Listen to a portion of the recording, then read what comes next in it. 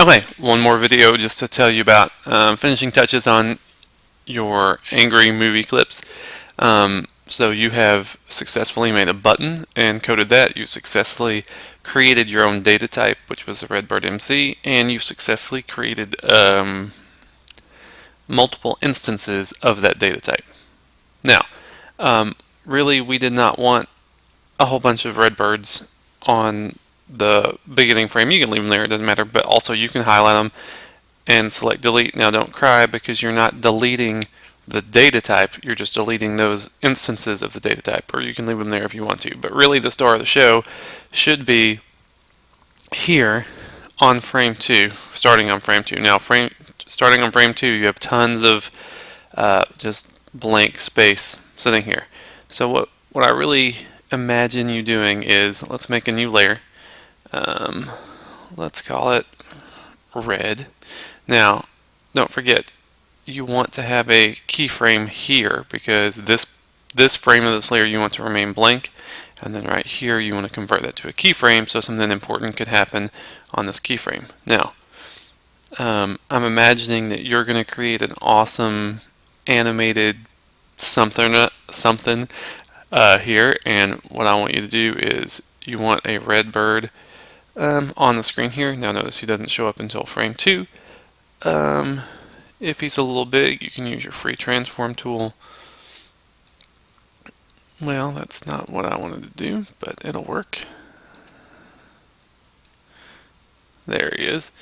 And the amazing thing about this, if I were to run this right now, don't forget that he has his own timeline, so it will keep playing, so he'll sit there and do this. Now the main timeline is playing. You can't really tell because the main timeline doesn't do anything, but he's playing through his timeline as well as the main timeline playing through his timeline. Now,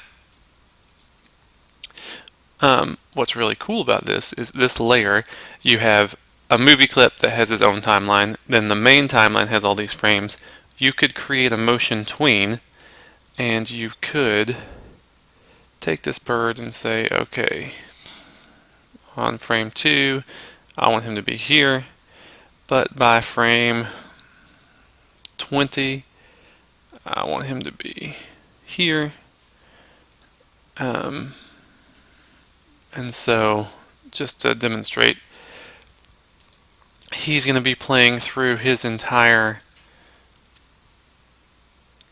the bird will play through his timeline at the same time that he is being tweened on the main timeline.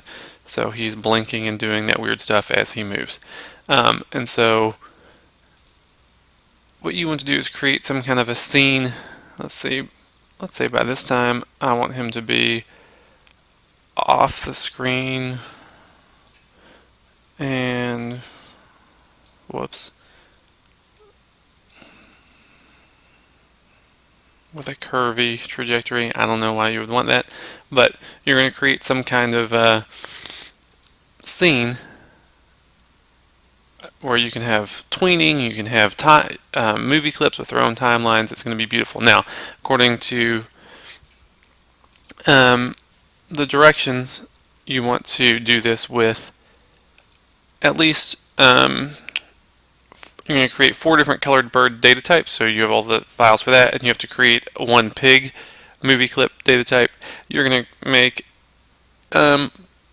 multiple instances of some of the birds, multiple instances of the pig. You're going to have some kind of scene with people moving and hitting pigs, and beautiful.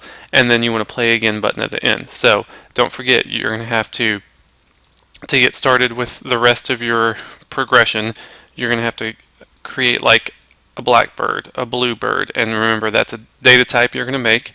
It doesn't exist yet. Don't forget, if you were going to make a blue bird, you want to come right down here to the bottom left of your library to say that you want a new symbol. When you make that new symbol, make sure it's a movie clip, you give it a name, and don't cry. I don't know what I just hit. Let's try that again. Don't cry, because when you make it, it looks terrifying. Because it looks like you've lost everything. You haven't. You just moved into the brain of a bluebird, which is empty right now because you haven't done anything.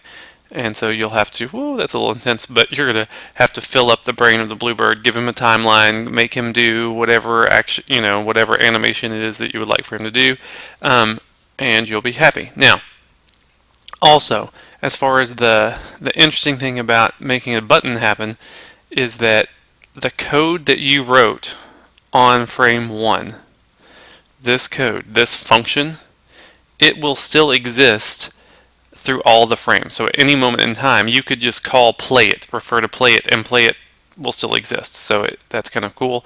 Don't forget that you'll have to, towards the end here, I've already given you, oh look how nice I am. I gave you a keyframe here so that you could, the buttons layer could have something different happening here. And I gave you a keyframe here so that you could attach the function to the button in your code layer. So you are ready to roll. You know how to make movie clips, you know how to make buttons, you know how to tween those movie clips, and you're going to use all those skills and practice them to make different types of movie clips, different instances of those movie clips, and to make an animated scene. Get to work.